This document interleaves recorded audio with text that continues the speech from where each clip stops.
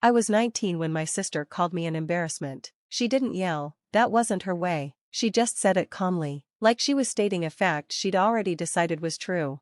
You make everything harder than it needs to be, Sarah, it's exhausting, she said.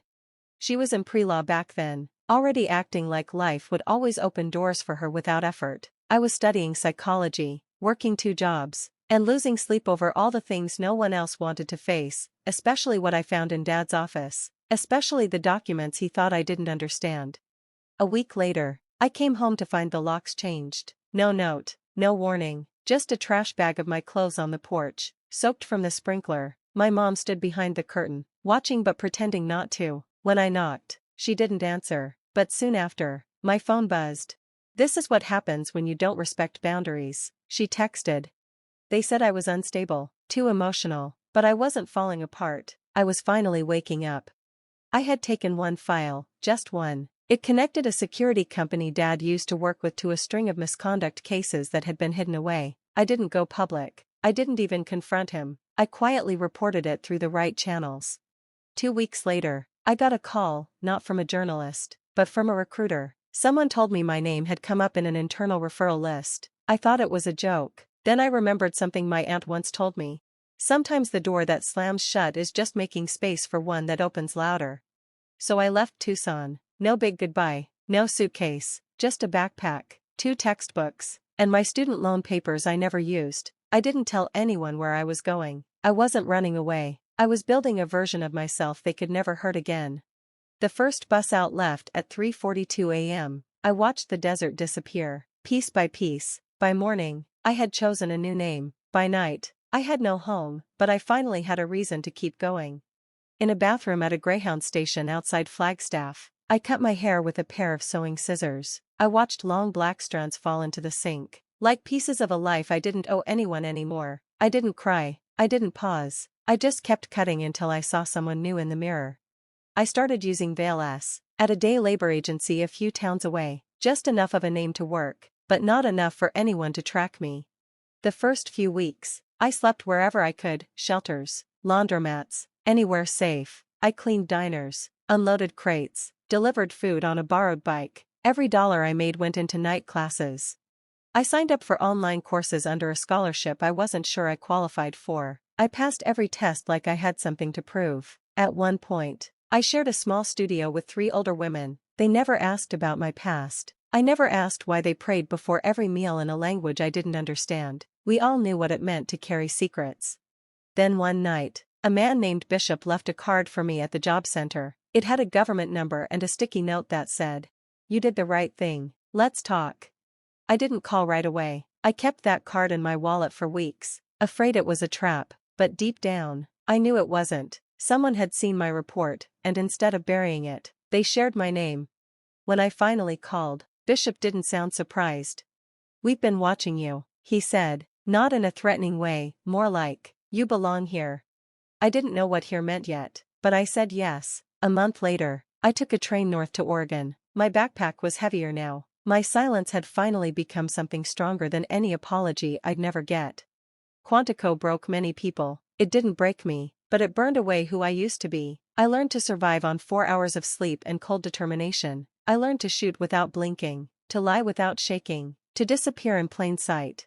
At first, my scores were average, not because I wasn't good enough, but because I didn't want attention. That became my strength. No one suspects the quiet one.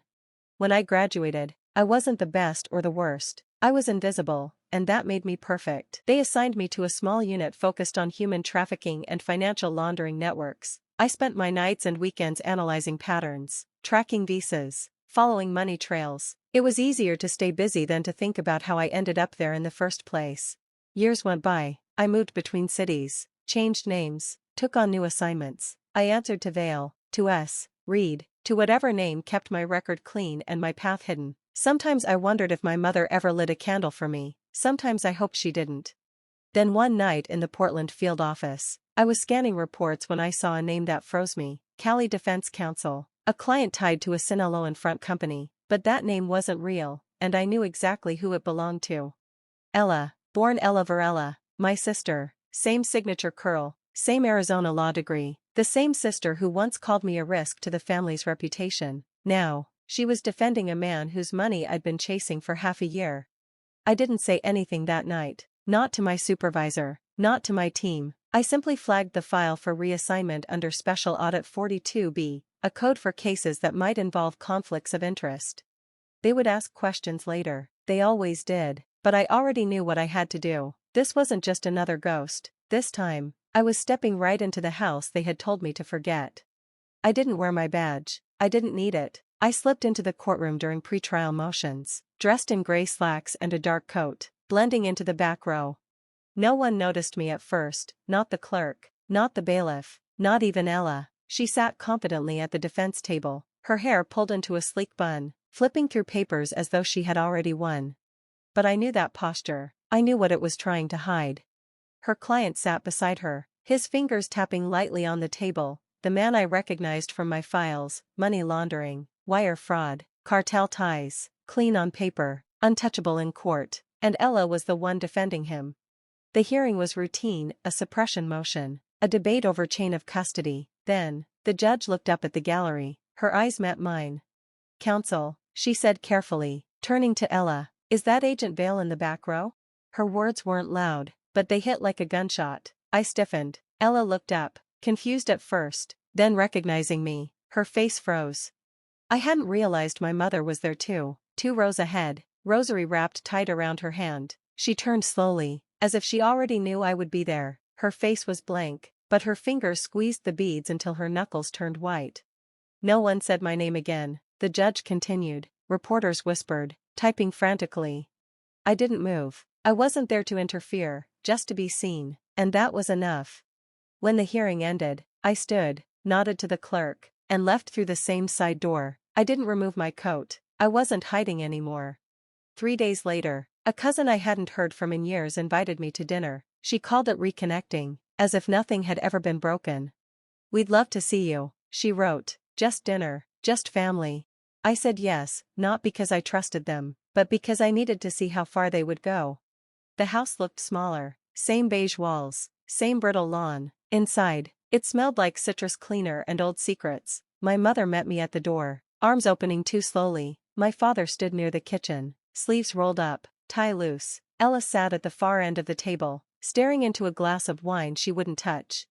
Dinner was enchiladas and forced small talk. They asked if I was tired from work, commented on the weather, praised my posture. We all pretended.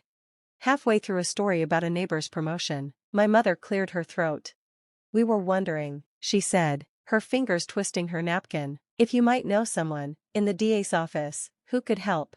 Ella didn't speak, she just looked at her plate. My father added, "It wouldn't be official, just a quiet conversation, you know how these things go." I lifted my glass, set it back down carefully. "If I weren't with the bureau," I asked, voice steady, "would I even be at this table?" Silence. My mother's mascara smudged. My father adjusted his sleeves again. Ella finally looked at me, and I could see she hadn't expected me to refuse. But I already had, not with words, but with everything I had built in the years they ignored me. I folded my napkin, placed it neatly beside my plate, and stood. No one stopped me, they just watched as I walked out. Only this time, I wasn't the one leaving empty. A few weeks later, it happened. A grainy video clip, barely a minute long. Me, 20 years old, drunk, laughing, vulnerable in a way meant for no one else. I knew exactly who had it. He threatened to release it when I left him. I thought he'd lost it. I thought I had. The headlines came fast: agent under scrutiny, FBI faces scandal. They called me reckless, compromised, unprofessional. But they didn't call it what it really was: assault. My team scrambled, press statements, legal reviews, HR wellness checks. I stayed silent. I didn't need to defend myself. I had already survived the shame. They couldn't weaponize what I had already buried. Then my phone rang. Dad flashed on the screen. I let it ring twice before picking up. "You're dragging our name through the mud," he spat. No greeting, no hesitation, just blame. "That's what this is. Attention-seeking, vindictive. We raised you better than this." I held the phone closer, letting his voice echo, letting it fill the silence he had left me with for years. "I didn't drag anything," I said calmly. "I carried that name through the fire alone while you watched it burn me." A pause. long enough to sting, then a click. He hung up. The next day, my inbox flooded with media requests. I declined every single one. That night, I stood alone in my apartment. I pulled out a box from the back of the closet, old journals, bus tickets, fragments of a life no one ever bothered to ask about. I lit a match, let the video play on my laptop once, then I closed the screen, pushed the box back into the dark, and whispered, "You don't get to win just because I survived you." Then I went back to work, because the storm they sent was weather I had already lived through, and I was still standing. I didn't answer their questions, I didn't give interviews, I didn't apologize or draft a polished press release. I wrote a bill. It began as scribbles at 3 a.m.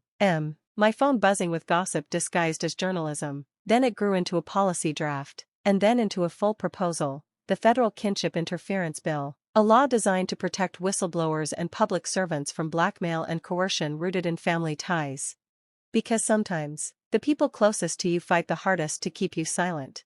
I sent the draft to a colleague on the ethics committee. No explanation, just the work. The language was sharp and exact. I knew the loopholes because I had bled through them. A month later, they called me to testify. Capitol Hill, Room 214B, Subcommittee on Civil Oversight. I wore navy, no makeup, no entourage, just notes and memory.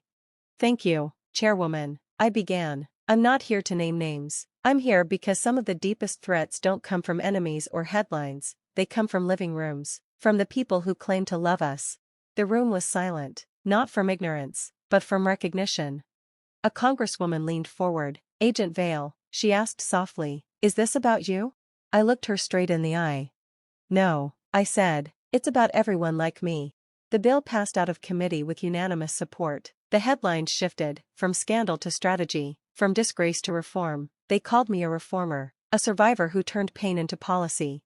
But that wasn't why I did it. I did it for the girl who stood on a porch with a trash bag and no answers, for the one who was told to stay quiet, and for everyone coming after me, so they wouldn't have to fight alone. Because now, there's a law on the books they didn't see coming, and I was just getting started. She didn't make an appointment. My assistant only knocked once and said, "She's here." I didn't ask who, I already knew. Ella stood in my doorway, smaller than I'd ever seen her. No makeup, no press, no charm to hide behind, just jeans, a plain blouse, and silence that didn't ask to be broken. I didn't offer a seat, she took one anyway. We sat without speaking. The hum of the vent filled the space. Finally, she looked up. "I was jealous of you," she said, "long before I understood why. You were always louder without even trying. I hated that." Her voice cracked, but she didn't stop. "I didn't come to ask for anything, I just needed to say that."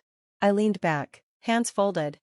"You didn't break me," I said quietly. "You just showed me how easy it was for everyone to leave me behind."